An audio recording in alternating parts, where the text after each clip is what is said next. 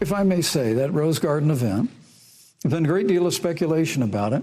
My wife Karen and I were there and honored to be there. Many of the people who were at that event, Susan, actually were tested for coronavirus. And it was an outdoor event, which all of our scientists regularly and routinely advise. The difference here is President Trump and I trust the American people to make choices in the best interest of their health. Joe Biden and Kamala Harris consistently talk about mandates, and not just mandates with the coronavirus, but a government takeover of health care, the Green New Deal, all government control. We're about freedom and respecting the freedom of the American people. Let's talk about respecting the American people. You respect the American people when you tell them the truth. You respect the American people when you have the courage to be a leader speaking of those things that you may not want people to hear, but they need to hear so they can protect themselves. But this administration stood on information that if you had as a parent, if you had as a worker, knowing you didn't have enough money saved up, and now you're standing in a food line because of the ineptitude of an administration that was unwilling to speak the truth to the American people. I mean, respect. Wow. The American people. We trust the American people. I mean, that was a great response by Senator Kamala Harris. And I just say it, just a sad and pathetic defense put forward by Mike Pence, who said of this White House super spreader event, oh, well, we respect the American people to make their own choices. But Mike, how can the American people make their own choices if you keep lying to them?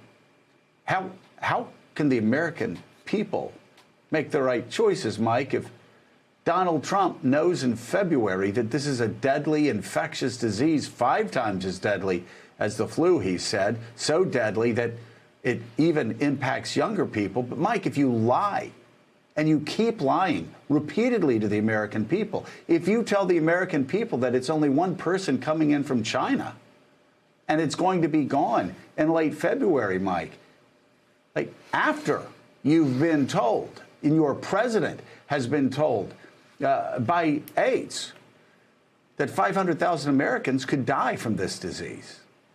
You've been told by National Security Advisor that this is the greatest threat that Donald Trump will face in his presidency. Mike, if you go out and lie to the American people, how are they going to have the information they need to make those right choices? You held a super spreader event on White House grounds. People hugging and kissing each other and embracing each other. Like, seriously?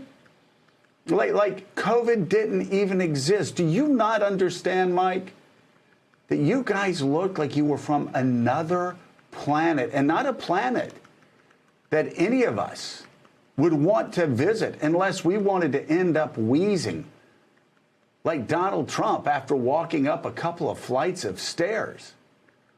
Not a planet that we would want to visit unless we wanted to say goodbye to our parents who were dying in the hospital over an iPhone, instead of having the opportunity to do what I did when both my mom and dad passed away, being able to be by their bedside and hold their hands and gently talk to them in their final moments on this earth, trying to bring them whatever comfort I could bring them. I got to do that. But Mike, a lot of people didn't. And a lot of people didn't because you lied through your teeth. And Donald Trump lied through his teeth about the deadliest pandemic to face this country in over 100 years. Oh, come on, Mike. This is about the American people making their own choices. They can't make their own choices if you're acting even worse and more irresponsible than cigarette companies and tobacco companies did back in the 1950s, saying that smoking cigarettes helped your circulation, trying to cover up for decades that smoking cigarettes killed you and killed those around you. Mike, you trust the American people? You and Donald? No, you don't.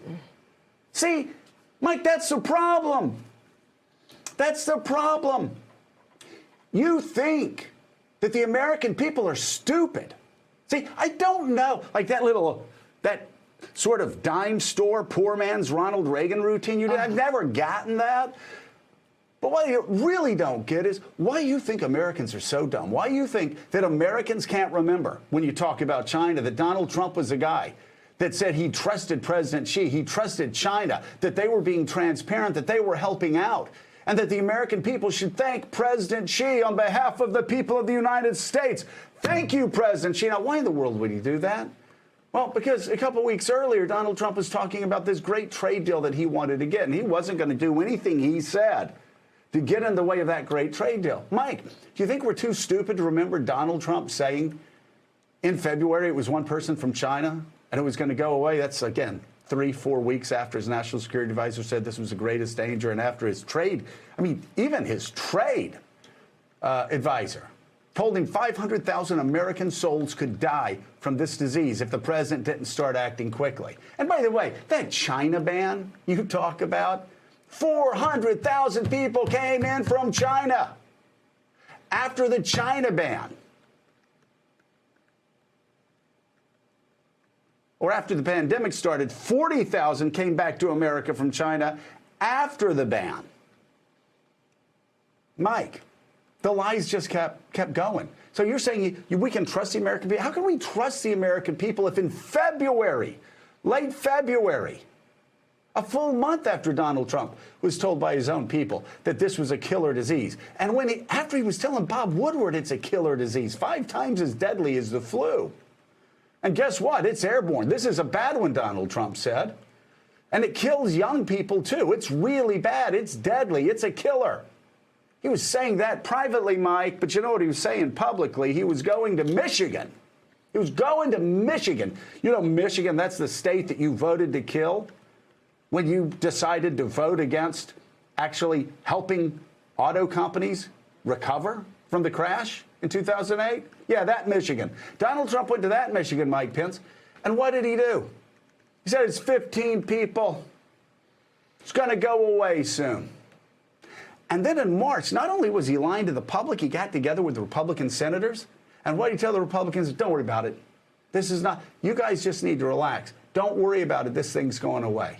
It's going to go away. And he started telling the American people it's going to go away like magic, right? And then he said, we had this miracle drug, hydroxychloroquine, which I haven't heard about that miracle drug over the past week. Have you, Mike? I haven't heard about it. Mika was actually in a post office earlier this summer and got yelled at for not believing in the healing powers of hydroxychloroquine. Well, how fascinating. The president didn't even use hydroxychloroquine. Instead, he was talking about bleach. And then what did he say, Mike? He said, you want to give the American people the right to make their own decisions. Yeah, sure you do, Mike. You just don't want to tell them the truth. So they make decisions that will kill them, that will kill their family, that will kill their loved ones, Mike? Really, Mike? Because the president told us this was going to be gone by Easter, that this was going to be gone in April when things warmed up, that it would magically go away. And Mike, we're not in April anymore. Oh, it got worse. Hot spots all across Arizona, hot spots across Texas, hot spots across Florida. That's probably why you're struggling in states where your ticket should be up 5 points by now. Hot spots all summer, Mike. You lied to the American people. Donald lied to the American people. American people died because of it. But Donald said there wasn't going to be a virus in the fall. Remember that? He said, well, guess what we're in right now? We're in the fall. And guess what? In the fall, you brought up how dare you bring up Dr. Fauci? When you and Donald Trump and all of Donald Trump's hacks and lackeys have been trying to undermine Dr. Fauci for 6 months, you're now trying to hide behind Dr. Fauci? Because I don't know, Mike. Maybe it's my lying eyes, but they showed me that Dr. Fauci was saying this virus was going to come back in the fall. What did Donald Trump say in front of Dr. Fauci? No, it's not. No, it's not going to come back in the fall. Fauci said it's going to come back in the fall. Donald Trump said it's not going to come back in the fall. Now, Mike, while we were saying what scientists say. Prepare for the fall. You got to prepare for the fall. The fall's going to be deadly. You know why we do that? Not because we're smart. But we listen to scientists. Dr. Gottlieb said, get ready for the fall. Fauci said, get ready for the fall. Historians said, look at the 1918 pandemic. You better be ready for the fall because it gets worse in the fall. Donald Trump said it's going to be going away magically in the fall. Trust the American people, Mike? With what? Lies?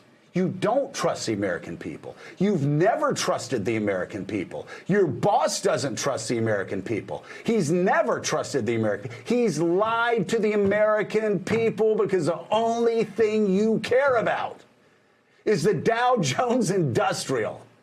As if somehow a stock market that's going up while Main Street is going down is going to win you votes in November. Well, it's not, Mike. And the fall is here, Mike. And guess what, Mike? The coronavirus is here. Just like Dr. Fauci said it was going to be. Just like the president lied about. And now your White House is in free fall.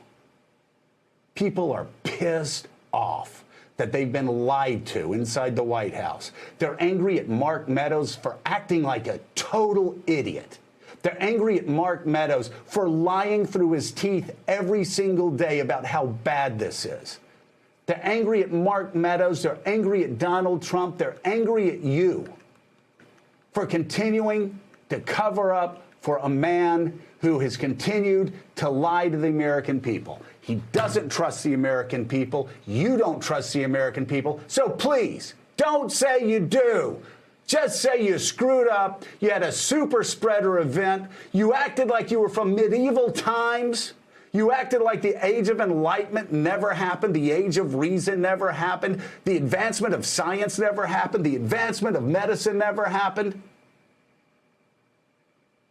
You acted also, Mike, like the American people couldn't be trusted with the truth. That's what the cigarette companies thought in the 1950s, I'm sure. I'm sure that's what a lot of corporations thought when they were polluting water supplies, when they were polluting the air that we breathed, when they were causing damage to the health and welfare of Americans, of older Americans, of children. But see, you're a public servant. I know that's hard to remember when you're standing next to Donald Trump. You're a public servant. And if you don't listen to the people, and if you don't trust the people will throw you out. One other thing, Mike. We're all talking about a lot of things. We've been talking about the fly. The fly was funny. You know what the fly distracted us from? Tell you what it distracted us from. The fact that you, as Vice President of the United States, who took an oath to protect, to defend, to uphold the Constitution of the United States, you were asked what you would do if Donald Trump refused to support a peaceful transfer of power. Would you stand up to Donald Trump? Would you defend the Constitution of the United States of America? Would you stand with the will of the people, regardless of how that vote turned out? You were asked what may have been the easiest question ever asked in the history of presidential or vice presidential debates. And Mike, you refused to answer that question. Let's think about that for 1 second. Everybody just stop for 1 second and think about the fact.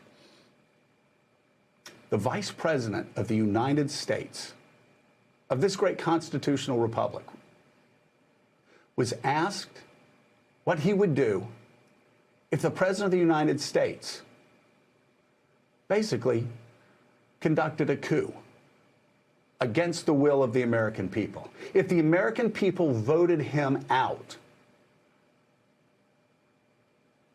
and if he didn't, if Donald Trump did not support the peaceful transfer of power, what would Mike Pence do? That's pretty easy. I would support the will of the people, or I would support the will of the people. However you do it, nodding your head. You refused to do that. Power corrupts, Mike. And I got to say, it doesn't look good on you right now. And we will be right back with Bob Woodward. Morning Joe is back in just a moment. Dr. Robert Redfield was totally misquoted in the media on a statement about the fall season and the virus. Totally misquoted. You were accurately quoted, correct? I'm accurately quoted in the Washington Post. What Dr. Redfield clearly was asking for, just like we ask for every American to follow the guidelines. He's saying, please add to that guidelines getting your flu shot and making sure you're protected. There's a good chance that COVID will not come back. We don't And know. or if it comes back, it's in a very small confined area that we put out.